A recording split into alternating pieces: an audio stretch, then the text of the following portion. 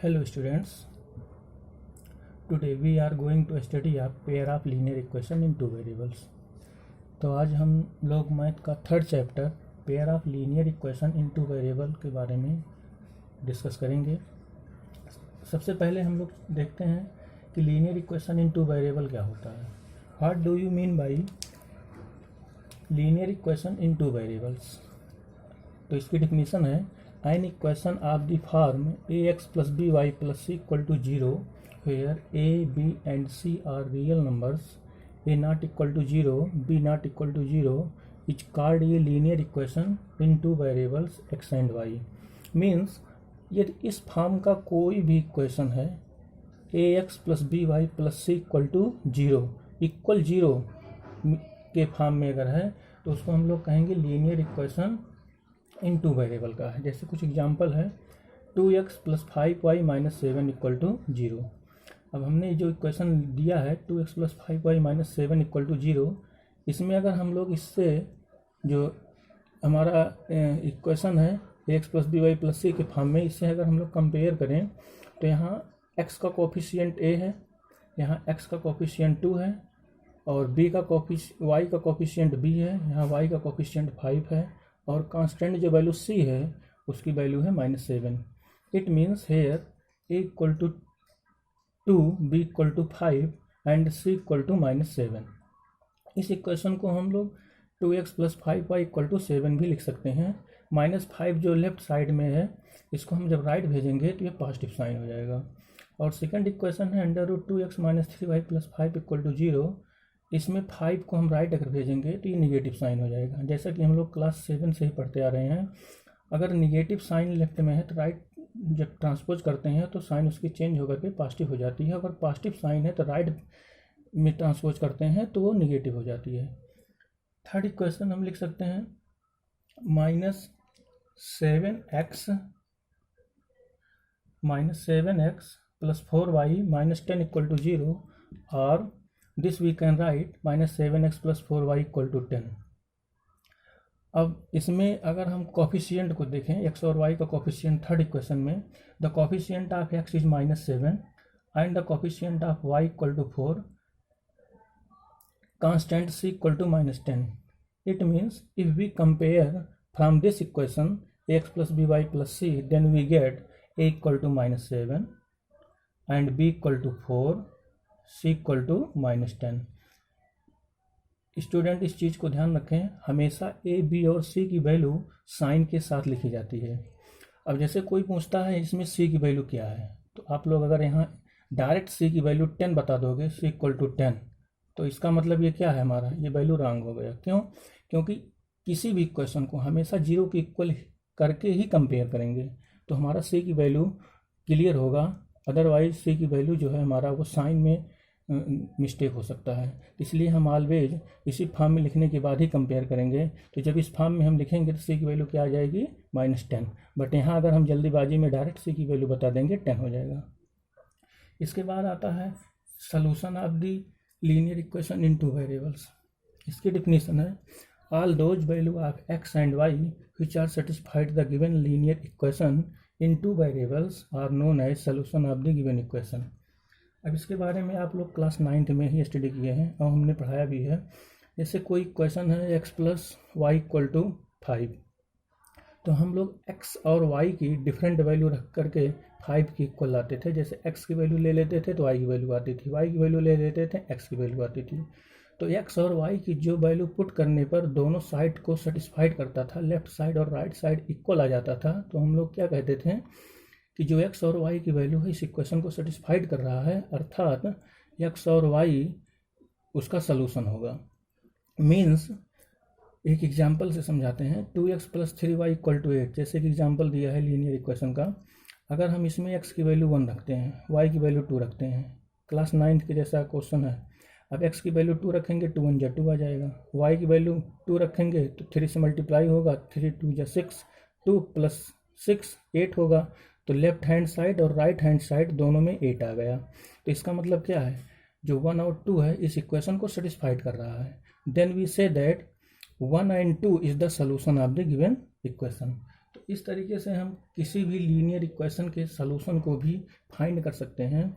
x की value रखते हैं तो y की वैल्यू निकल जाती है, y की वैल्यू रखते हैं तो x की वैल्यू निकल जाती है। अदरवाइज x और y दोनों वैल्यू साथ साथ पुट करके जो इक्वेशन को सेटिस्फाइड करता है वही उसका सॉल्यूशन हो जाता है। अब इसके बाद हम लोग डिफाइन करेंगे consistent system. What do you mean by consistent system? Consistent system के बारे में हम लोग स्टडी करेंगे कि कंसिस्टेंट सिस्टम क्या होता है। नेक्स्ट हेडिंग है consistent system.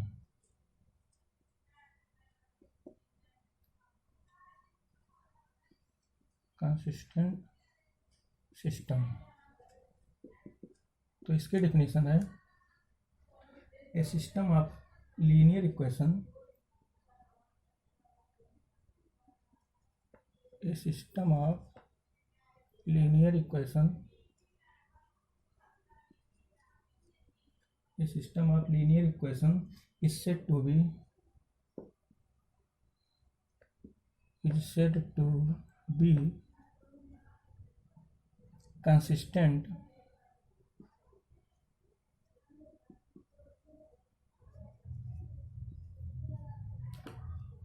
if it has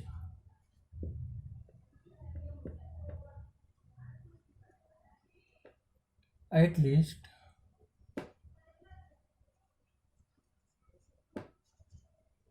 one solution।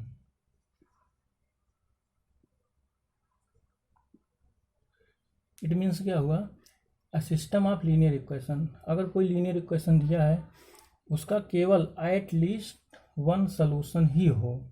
Eight least one solution mean हुआ कम से कम एक सॉल्यूशन हो, एक सॉल्यूशन से ज़्यादा चाहे जितने हो जाए लेकिन एक से कम ना हो। अर्थात एक सॉल्यूशन हो उसका कोई एक वैल्यू हो या दो वैल्यू आए, तीन वैल्यू आए, चार वैल्यू आए, पांच वैल्यू आए, इनफाइनाइट भी वैल्यू हो सकती है। तो इसका मतलब या तो एक सॉल्यूशन हो या तो इससे अधिक चाहे जितने सॉल्यूशन हो जाए। तो उस टाइप का जो हमारा इक्वेशन है वो कहलाएगा कंसिस्टेंट सिस्टम। अब नेक्स्ट हेडिंग हमारी है इनकंसिस्टेंट सिस्टम। इनकंसिस्टेंट सिस्टम, देखिए बेटा इनकंसिस्टेंट सिस्टम क्या होता है। इस डिफिनेशन को आप लोग ऐसे ही राइट कर लीजिए, a system of linear equation, a system of linear equation is said to be inconsistent if it has no solution. It means है यहाँ पर क्या था, at least one solution consistent में था, तो इसमें क्या है, नो सॉल्यूशन। तो इसमें ऐसा कोई हो जिसमें क्या हो, आपका एक भी सॉल्यूशन ना हो, एक भी सॉल्यूशन डिफाइंड ही ना हो। जैसे अगर दो लाइन हम ले ले रहे हैं, दोनों लाइन पैरेलल है, तो पैरेलल लाइन है, दोनों लाइन आपस में इंटरसेक्ट नहीं करेगी, तो इस केस में हम कहेंगे जो दोनों लाइन दिया हुआ है वो क्या है, इनकंसिस्टेंट है। तो ये दोनों हेडिंग आपको डिफाइंड हो गई होगी। एक बार फिर से हम डिवाइड कर देते हैं। कंसिस्टेंट सिस्टम क्या कहलाता है, जैसे किसी लीनियर इक्वेशन में, चाहे वो लीनियर इक्वेशन या पेयर ऑफ लीनियर इक्वेशन हो, अगर उसके पास एक सॉल्यूशन हो या एक से अधिक सॉल्यूशन हो तो कंसिस्टेंट सिस्टम होगा। और इनकंसिस्टेंट सिस्टम में क्या होगा, ऐसे इक्वेशंस जिसमें कोई भी सॉल्यूशन ना फाइंड हो, तो उस टाइप के इक्वेशन को हम कहते हैं इनकंसिस्टेंट सिस्टम। अब इसके बाद हम लोग डिस्कस करेंगे pair of linear equation in two variable, जो आपके क्लास 10th में मेन चैप्टर है, उस चैप्टर से रिलेटेड उसकी डिफिनीशन को पहले देखेंगे। यहाँ एक वर्ड नया आया है, पेयर। पेयर, बाकी इसके पहले linear equation in two variable था ही, तो इसमें हम लोग अब पढ़ेंगे pair of linear equation. Pair means होता है जैसे दो इक्वेशन एक साथ हों, तो अगर दो इक्वेशन एक साथ हों तो उसकी डिफिनीशन क्या होगी, pair of linear equation in two variable की। Please write down pair of linear equation in two variable. This is new heading.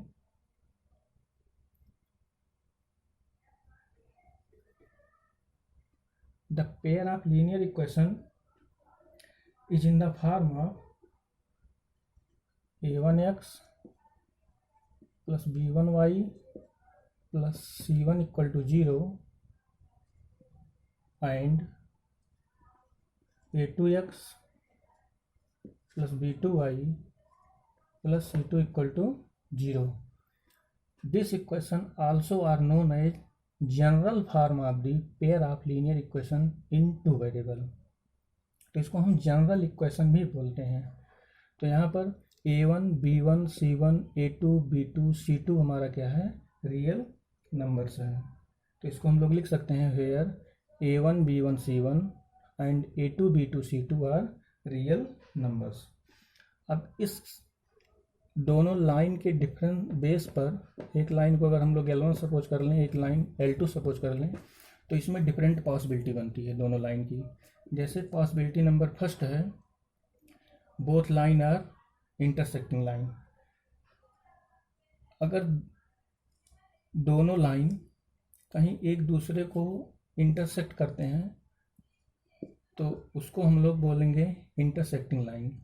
और हम लोग जैसा देखते हैं इंटरसेक्टिंग लाइन में केवल एक ही जगह पर ये पॉइंट इंटरसेक्ट कर रहा है दोनों लाइन. एक लाइन L1 है, एक लाइन L2 है, ये दोनों लाइन किसी एक पॉइंट पर इंटरसेक्ट कर रहे हैं, तो इसको हम लोग बोलेंगे यूनिक सोल्यूशन.